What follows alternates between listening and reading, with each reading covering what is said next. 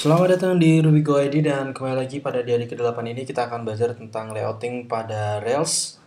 Dan seperti biasa kita persiapkan dulu.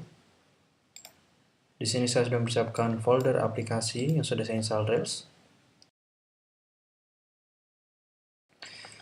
Dan kita akan mencoba untuk membuat controller pada aplikasi yang kita buat. Kita buka terminal dulu, kita masuk ke direktori Rails kita. Kemudian kita ketikkan Rails generate controller. Kemudian kita akan membuat controller bernama ayam dan memiliki view bernama goreng.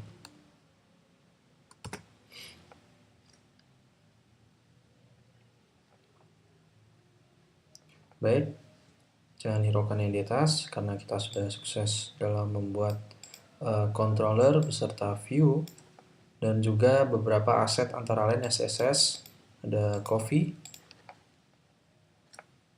Kita akan mencoba buka dulu lewat app, kemudian controller adalah controller kita, kemudian pada view kita lihat ayam dan file goreng. Baik,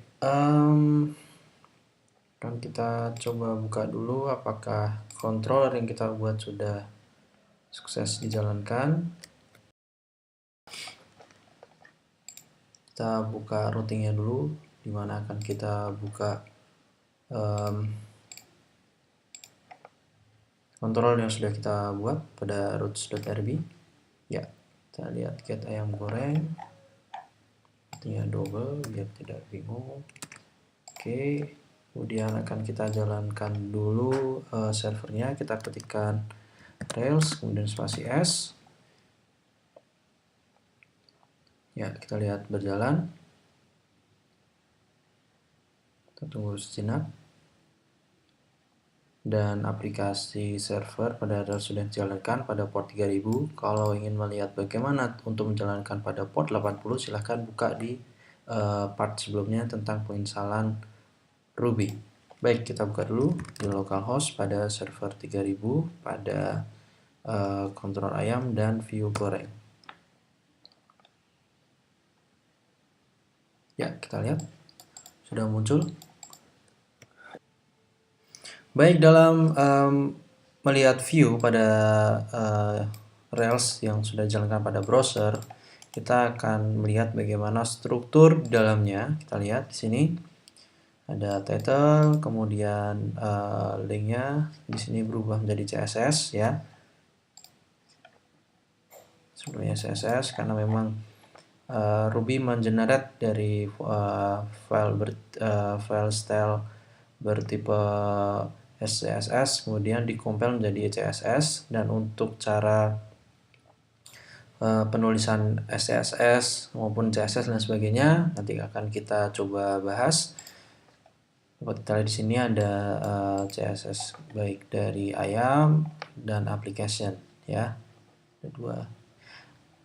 Ayam ini adalah ayam.css ini adalah merupakan file yang kita buat setelah kita buat controller ya.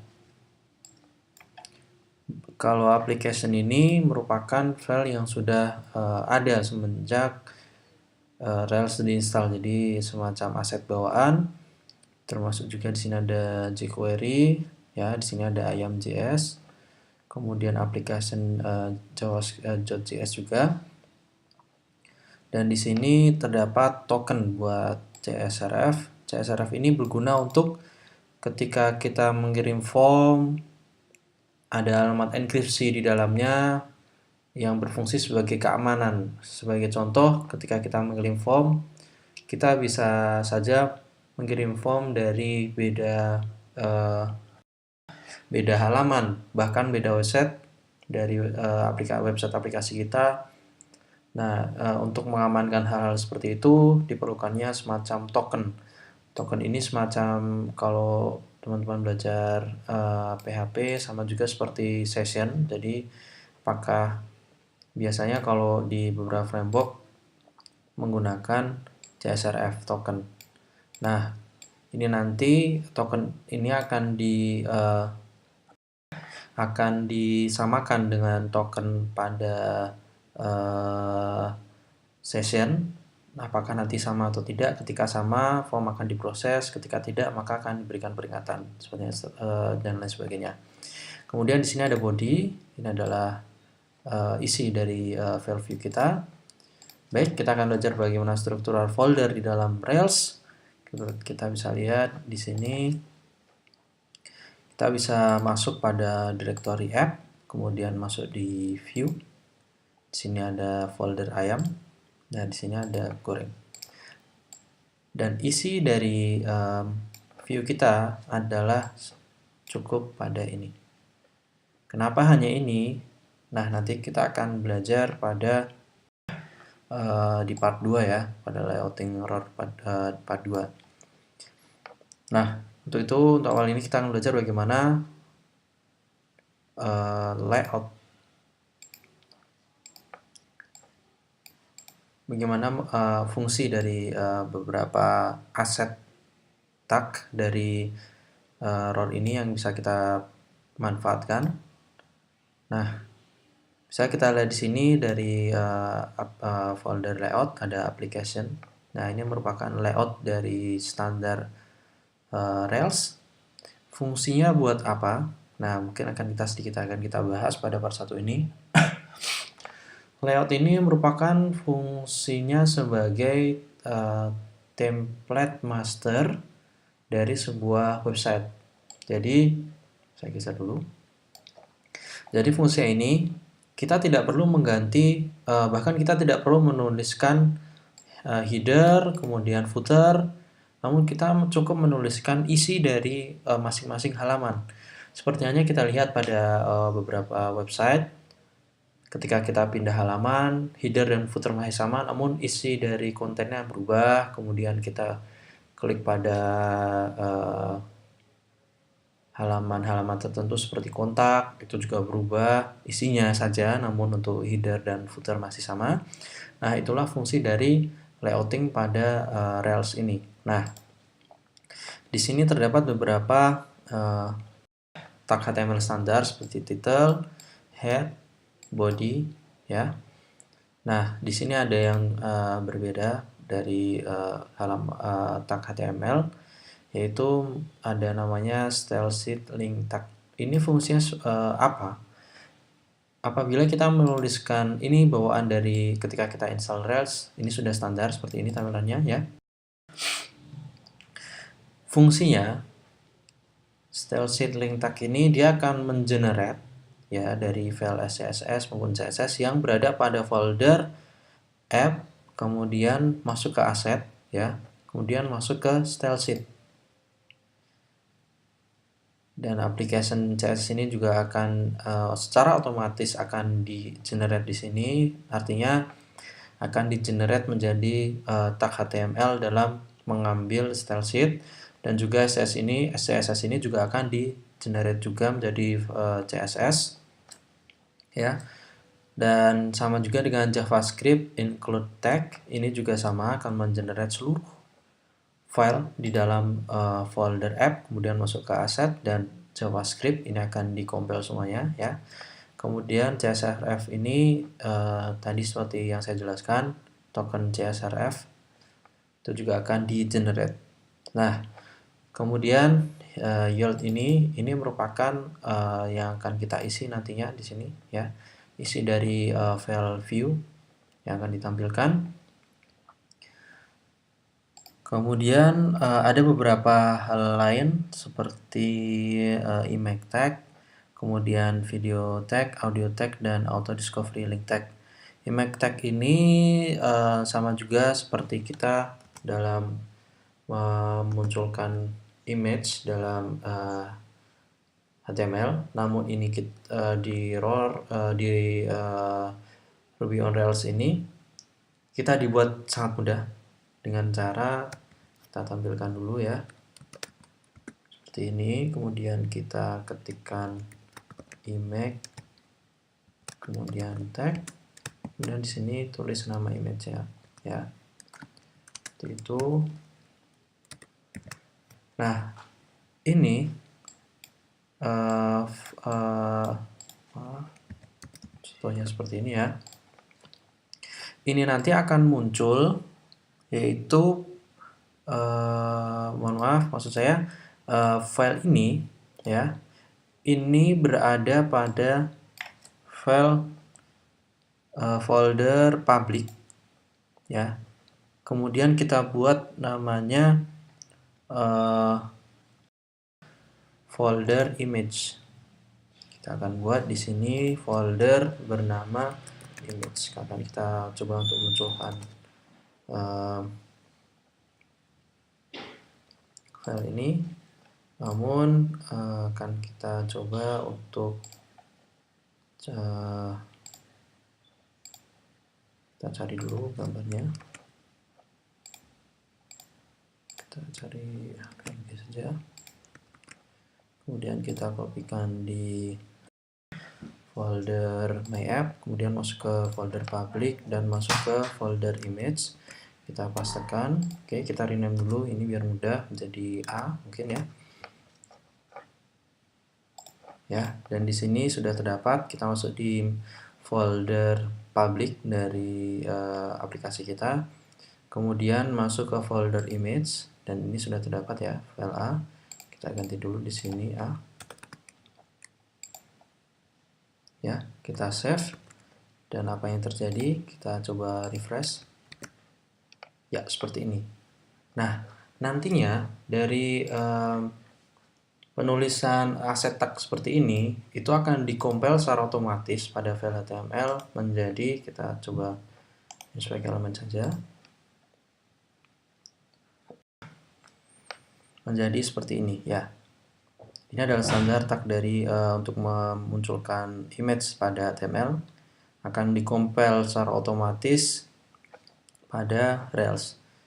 Yang jadi permasalahan adalah ketika kita ingin menambahkan class, ID, mungkin ukuran, dan sebagainya, atau mungkin name, dan sebagainya. Cukup mudah, kita tinggal menuliskan. Setelah kita menuliskan aset tag ini, kemudian setelah kita menuliskan nama folder, nama file saja ya, nama file, kita cukup menuliskan kemudian koma. Seperti contoh, kita ingin menuliskan sebuah kelas, kita ketikkan kelas titik 2, kemudian kita tambahin juga tanda petik lagi, kemudian kita tuliskan nama kelas sebagai contoh gambar kecil ya. Ini kita coba save, kita coba refresh lagi, dan apa yang terjadi? Kita coba inspect elemen dan secara otomatis tag class juga akan muncul di sini. Begitu juga dengan tag-tag yang lain, kita juga dapat menyisipkan antara lain ID ya, kita tambah nama ID, kemudian ada lagi alt ya,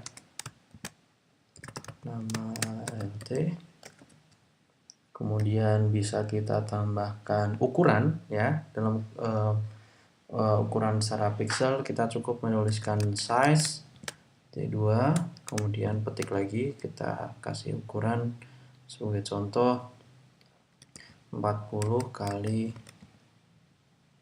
auto, seperti itu. Coba kita save, dan apa yang terjadi di sini? Kita refresh lagi.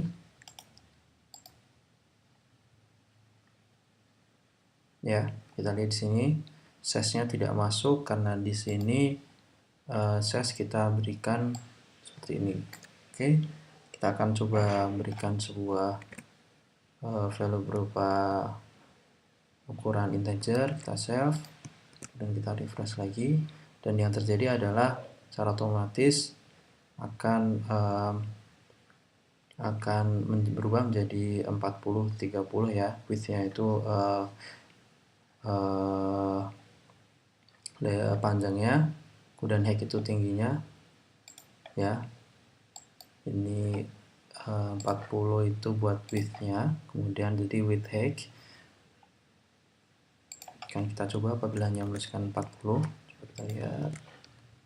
dan yang terjadi adalah keduanya sama antara width dan height. Dan kita kemudian kasusnya seperti ini. Bagaimana ketika kita hanya ingin menuliskan untuk tingginya saja, height-nya saja ya. Dan untuk width-nya kita anggap auto ya. Kita salah, double awal, refresh lagi, dan kita lihat height-nya secara otomatis akan menjadi 40 dan width-nya secara otomatis menjadi auto ya. Jadi akan menyesuaikan secara otomatis ya, presisi. Kita lihat di sini.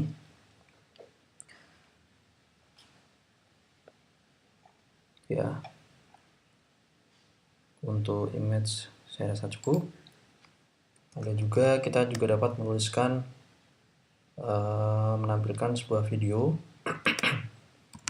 Kita tampilkan video dengan mengetikkan sebuah aset tag, yaitu video tag. Sama juga seperti itu. Jadi kita tuliskan nama videonya dan seperti ini. Penambahan kelas juga sama. Kemudian kita juga bisa menambahkan file audio. Kita ketikkan dengan audio. Oke. Mungkin namanya a.mp3. Juga sama kalau kita ingin menambahkan kelas. Ya. Dan kemudian kita bisa pahami di sini ya, ketika kita ingin menambahkan sebuah image, kita berikan di folder public ini dengan folder lagi namanya image dan dimasukkan di situ ya. Terus kita lihat. Namun apabila kita ingin menampilkan sebuah gambar dari internet, dari sebuah URL, kita cukup juga mengetikkan http ya, nama URL di sini, dan sebagainya. Kemudian diakhiri dengan nama filenya. Seperti itu. Dan mungkin kita ingin mengkategorikan gambar ke dalam folder image ini menjadi beberapa folder lain lagi. Seperti contoh, saya buat di sini folder juga dinamakan dengan gambar alam. Ya.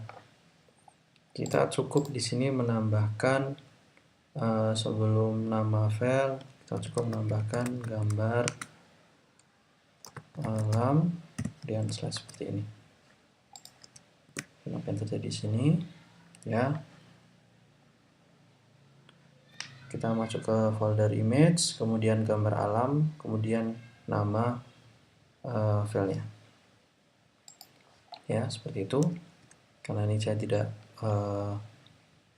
coba saya pindah untuk memastikan folder public image. Saya akan coba pindah ini kepada gambar alam ya, dan kita akan merefresh halamannya dan muncul ya, seperti itu. Kemudian yang menjadi beberapa kasus, kita ingin menambahkan sebuah CSS ke dalam halaman web kita. Tentunya kita bagaimana caranya dalam menambahkan ke Rails ini. Cara yang termudah adalah kita memasukkan file CSS pada folder app, kemudian aset, dan masuk ke style sheet. Secara otomatis pada aset tag ini itu akan meload semua file style CSS yang akan dimulai menjadi CSS dan CSS ke dalam web kita. Namun apabila kita ingin mengkategorikan biar tidak memanagenya itu tidak ribet dan mudah, kita dapat menambahkan pada folder public ya. Kemudian kita buat sebuah folder dinamakan style sheet dan nanti akan kita panggil. Sebagai contoh, Ya, kalau untuk ini tentunya akan meload semuanya. Kita akan mencoba menload file CSS pada folder public. Oke. Kita coba di sini dulu ya. Kita buat komen load CSS pada folder public. Ya. Kita coba akan load CSS tersebut. Kita ketikkan style sheet, kemudian underscore link, kemudian underscore lagi tag. Kemudian di sini kita langsung menuliskan nama filenya. Jadi kita ketikkan nama file sebagai contoh CSS tambahan seperti itu ya. Tidak perlu menambahkan .css karena nanti secara otomatis akan keload. Ya, kemudian kita tutup tagnya, kita save. Nah, jangan lupa kita buat folder pada public, folder bernama style sheet. KS, jangan lupa ya. Dan kita enter, sudah ada di sini ya. Kemudian kita copy saja di sini biar mudah ya. Dari file CSS application. Kemudian kita masuk ke folder public style sheet dan kita masuk di sini. Kita namakan sama ya, CSS tambahan ya. Kita lihat di sini ada folder public, ada CSS tambahan dan coba akan kita panggil melalui asset tag ini ya. Kita sudah save dan akan kita refresh. Dan apa yang terjadi? Kita lihat ya, kita view back source saja. Ya, di sini ini berada pada folder public style sheet dan CSS tambahan. Ya.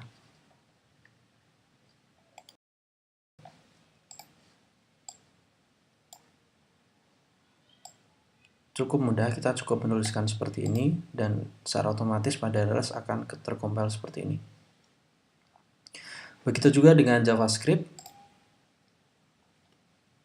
Kita cukup membuat sebuah asset tag ya untuk menampilkan. Kita coba tampilkan dulu. Sama juga dengan JavaScript. Kemudian kita ketikkan include underscore tag. Dan di sini kita cukup menambahkan nama filenya saja. Jadi semacam kita tidak perlu menuliskan ekstensi dari file.js. Sebagai contoh, nama file JavaScript seperti ini. Dan apa yang terjadi? Oke, kita refresh ini saja ya, view source-nya. Ya, error. Kita lihat, kita refresh dulu.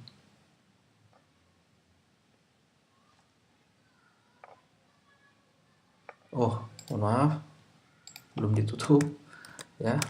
Jangan lupa ini ditutup dulu. Ya, apa? Oh, ini video tadi yang kita tampilkan, namun tidak ada videonya, jadi hanya blank seperti ini. Kita akan refresh dan apa yang terjadi adalah file akan jadi terkompil seperti ini. Ini pada folder public dan kita harus membuat folder bernama JavaScript. Seperti halnya tadi kita buat bernama style sheet. Ya, seperti ini.